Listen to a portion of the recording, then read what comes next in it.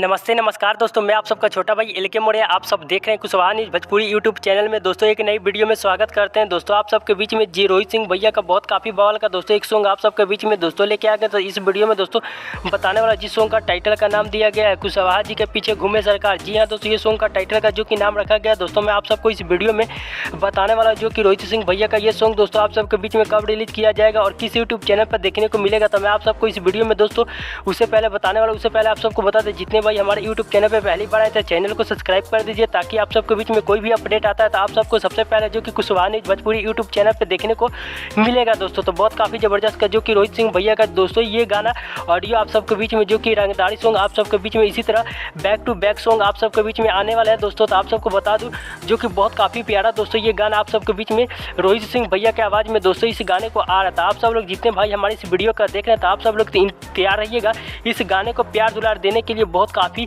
दोस्तों high level में जो कि ये गाना इस गाने को आप सबके बीच में जो कि रिलीज किया जा रहा था दोस्तों। इस गाने का आज आप सबके बीच में जो कि पोस्टर है आउट कर दिया गया दोस्तों। तो इस गाने को आप लोग सुनने के लिए तैयार रहिएगा।